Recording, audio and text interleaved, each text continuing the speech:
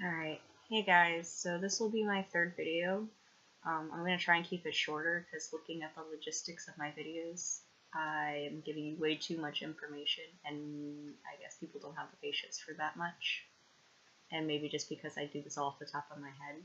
So, getting to the point of this particular video, I will do a separate video for how my current third schema session's going, but I'm still hooked up to Wilson, so I still haven't finished the treatment. I got it yesterday, so I'm in the process of getting my last dose of the chemo for that cocktail.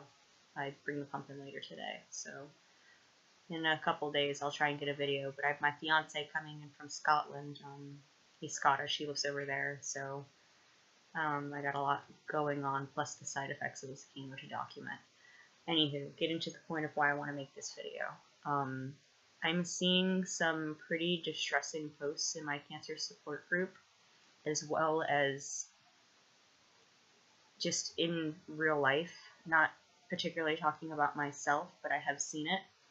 But other friends that are going through journeys, or they're in the process of getting diagnosed and they have divulged to people what exactly is going on.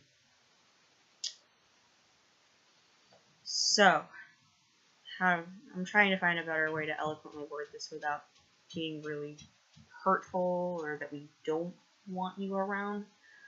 But in the beginning, when you're diagnosed with cancer, I definitely told you there's going to be a bunch of people that are going to come out from all over. And, you know, they're people that you're not going to expect to be there every day, and they end up being there, and you hardly even spoke to them, and they turn out to be the best people ever that check on you all the time. And then you're going to have people that you thought would be there that aren't there. And that's really difficult to handle, and it's very hurtful because it makes you think that you've done something wrong, and you haven't. I just made like a 3 in the morning, 4 in the morning rant about this on my Facebook page after seeing something from a support group where even their family has pulled away. All their friends except one are taking the time to actually go see this individual in the hospital.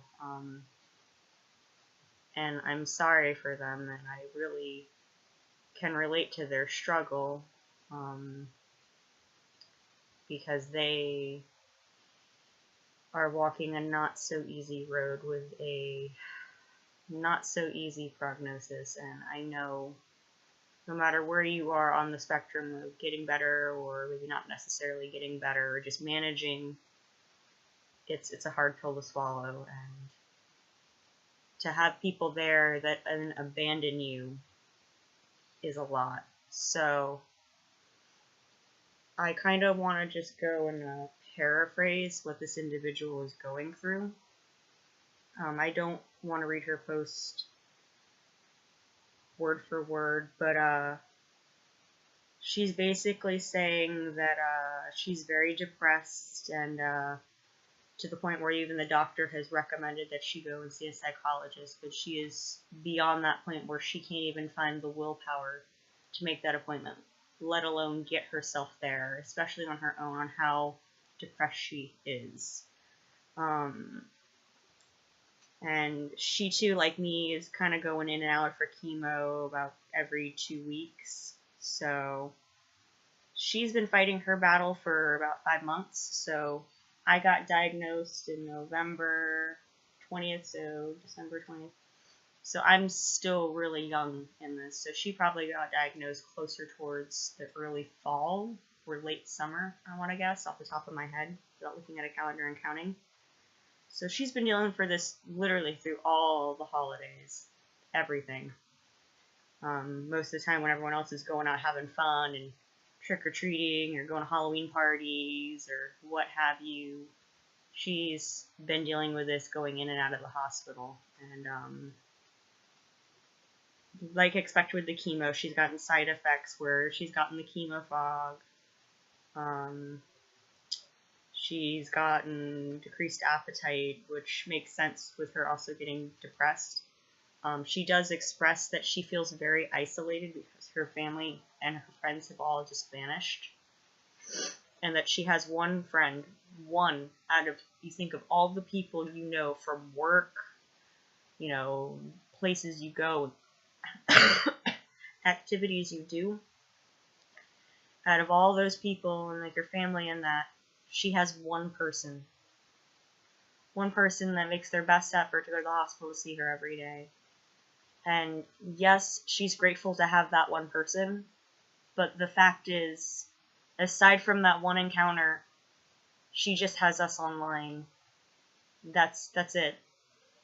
And for someone going through this, and with her prognosis, from what I understand, is not good, that's really hard.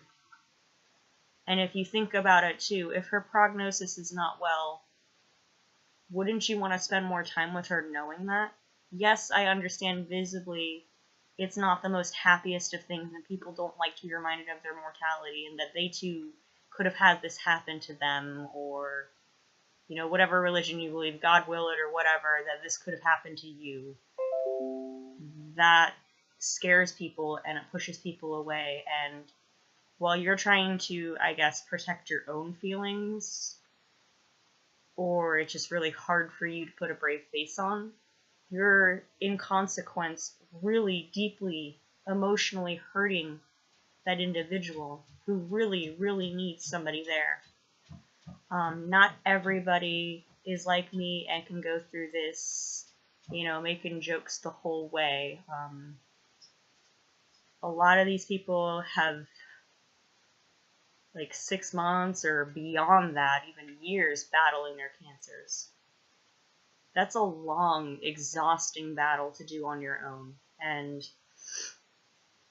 what I'm asking, I guess, is to be mindful if you do hear the news. You know, and I know some people will make a post announcement on Facebook like I did. It was just easier to just get bombarded on social media and just ignore whoever I wanted to ignore that private message me, but excuse me. If you're going to reach out to someone you find out that has cancer, I understand you want to say, like, you're sorry, it sucks, you know, if I can be there for you, you know, be it. Don't just say it just to say it because everyone else does, kind of like when someone passes away, you say my condolences. Don't just be a robot and just say what everyone else expects you to say. If you're going to go out of your way to private message this person or ask what their personal business is, and they tell you, you then have taken responsibility for wanting to be there for that person, and you need to be there no matter how long this battle is. Don't just go in to get the juicy details and then ghost. That makes you, for lack of a better word, and I'm going to swear, you're a shitty person. Don't be a shitty person who's just out there to get the latest drama or because it's something exciting to hear, like, oh, did you hear the news that so-and-so has cancer? No, we are not here to be a centerpiece of conversation for you because it makes something in your life more exciting to talk about. If you're going to go out of your way to private message people or to offer help and this and that, do it. Don't just say it, do it.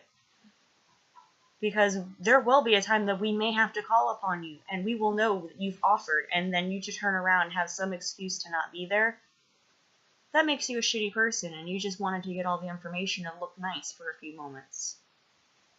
That's not cool. You can, you know, once in a while, maybe not every single day, but at least once a week or something, or you know they're going in for chemo, just check up and go, hey, when you know they're going to be at the center, because we're going to be there hooked up for hours. Message us while we're in chemo or something. Give us something to talk about, because being hooked up to giant versions of this nonstop and having to pee every 30 minutes is not fun. And you're sitting there with a bunch of other people that are going through different stages of it. You know, and you may or may not get to hear the bell ring that session. My last one I didn't. You know, talk to them. Or better yet, if you can make the time, and they want you there, go with them. Sit there for a couple of hours. You know, or make them food and bring them food, whatever they're allowed. Find out first. It goes a long way. And You know, it's just, it sucks, and I feel really bad for this person, but she's not the only one I've seen, with this going on. And the thing is, these issues are new and exciting in a way to hear and talk about for other people. But, and then after that, it's old news, and then people move on from that initial buzz of private messaging you. Us, we live with this. And we notice who's there and who's not there, and who we thought would be a friend and be there, and they're not there. And, you know, some of us will try to reach out to show you that it's okay, you can talk to us. But then if you turn around and then the conversation dies, and then later on you put zero effort, you know, to reach out after that, that's an indicator for us that you don't really want to be there, and you don't want to be involved. And with that being said, don't expect that person to welcome you in if they get better. If, for example, me, if there's a wedding, which, who knows, we might just go to the courthouse now and just call it a day, because I just got my first infusion bill, and they want like $3-something grand, so they can, you know, my social worker can figure that one out. But, on SSI, I'm telling you right now, you do not get a lot of money. You get maybe a quarter of what you survive off of. I think the cap off for Florida is $700, and I can tell you I'm not getting that a month. That's one check a month. That sucks. But it's until my disability kicks in, which takes a long while. So it's not fun. And to get bills like that, you just have a heart attack. So I feel for those that are actually paying these medical bills with their insurance and that in the U.S. I know some of the people in my group are from other countries, so it's out of their taxes and that, so they essentially get free health care. But I understand it's not free, but they're not getting $3,000 bills in the mail, plus all the other ones that are about to come from every 2 weeks of my visit for the next 6 months or so. So, yeah, it's stressful. Some of us are going to deal with the financial stress. You've got the emotional stress, which goes without the stress levels that go through the roof with everything. And it's nice to have somebody there. And I hope that those watching this aren't just the fighters or the survivors. I hope that it's also the supporters that are seeing my videos. And I hope that this maybe opens your eyes to some of the issues that are out there. And maybe you're not even aware that you're doing this. But, you know, there's a lot of the people here, and I've seen where they're really depressed from their cancer, and they've had suicide attempts, or they've had suicidal tendencies because of just the odds stacked against them, or just they can't bear the pain of the treatment. And it's like just, you know, treading through barbed wire, and that gets exhausting when you get wave after wave, and some people get really bad side effects, so it takes more out of them. So they really, really need their support group, and it can't just be people online. You guys have been there for all the good times and that. It's time for you to step in and be there for the bad times if you haven't. And be an active person. Mail a card. Drop a line every once in a while. Give a phone call. It doesn't have to be this huge grandeur thing like, oh, pay all their bills or something. Just little acts of kindness kind of help people that are going through this, and they're touched, and, you know, you can find out what shakes they drink, you know, because a lot of us have to rely on protein shakes and that to try and help get our calories in, our protein, because we're losing muscle mass. Like me, you can see my ribs. I don't really have boobs anymore. Like, you can see my spine, you can see my hips. Though I'm fortunate, I've been trying really hard, and I went from 40 kilograms to 42.2, so I'm pretty proud about that. But I was just eating nonstop and trying to drink those shakes, but even getting them shakes or something, you know, find out their favorite flavor, and that might help them a lot, because they do get expensive, and some of us have to drink like 3 or more of those a day or something crazy like that. Like for me, I'm usually in the 90s, and they told me they want me to drink 3 of those protein shakes a day, which is, it turns my stomach into a waterbed just drinking one. It's so sloshy and just thick for hours, so then I can't eat food, because again, partially blocked stomach. So, you know, those shakes kind of help. But that's just an idea. But again, don't be that person to come riding in because the news is exciting in its own way, or I guess not exciting, but shocking. So then everybody wants to be there, which happened to me. And now a lot of people are not making any conscious efforts whatsoever to reach out, and other people are just not talking to me. So don't be that person. Be the good person. Be supportive. Be there for the long run, because this isn't just a short race. It's a marathon, and we need as many cheerleaders as we can. With that being said, you don't have to constantly cram down their throat that, oh, you're a warrior, you're gonna beat this, you're a fighter. Yeah, we know. But at the same time, we kind of don't have a choice. It's that, or you let cancer kick your ass and you die. So it's where we're in this by default. So I don't know if you necessarily call us fighters, but that's just my opinion. Me personally, as an individual, I start getting really over the top messages like that, and then I roll so hard that I give myself a headache because I hear it so many times in a day, or people will tell me how chemo is supposed to go, but they're not doing chemo and they're cancer free. So in a way, it's kind of like a mansplaining, cancer splaining. I don't know what you would call it, but some derivative of that. And then, I'm just like, oh yeah, my hair's gone. I just have I have very thin baby scalp hair now. And then people go, oh, it'll grow back. And it's just one of those things where it's like, yeah, I know. It's when chemo's done.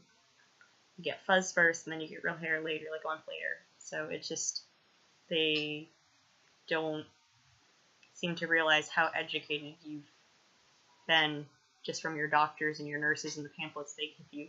You know a lot of stuff, like during chemo, like flush the toilet twice.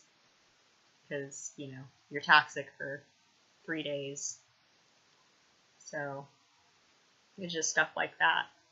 So yeah. So that's all I have to say about that, really. I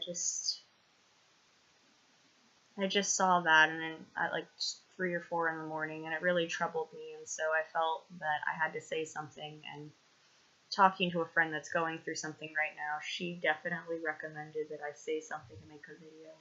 So I figured I would do that, and then sometime later in this week I'll put in a new video about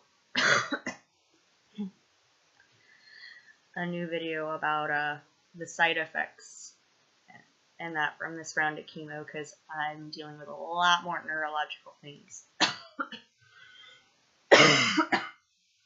And this is allergies, sorry. So there's a lot more to write about. It's just getting started with like the stomach pains and that on my chemo, because as much as I love Wilson, Wilson's an asshole. So anywho, good luck, guys. I hope I open some eyes, and just take it day by day and try and keep a positive outlook. Don't look at the finish line. Just look at here and now, because I know the finish line is not always the same for all of us. So, live your best life and take it a day at a time. Again, if we're here in the group, talk to us. My Facebook page down below if you want to ask a question or Any comments, please feel free. Ideally, positive constructive criticism. I'd really like to not have trolls on this page. And I don't want religious fights, so if you do post and you don't agree with someone's religious view on things, just keep your mouth shut and scroll along, because if you don't believe in God, then that subject down there doesn't pertain to you, so you can keep scrolling. And then please no pushing products if you do comment down below. I would rather people have their own research done, or they need to talk to their oncologist. There's a lot of snake oil being pushed in our group right now, that's why I mention it. So, alrighty, till next time.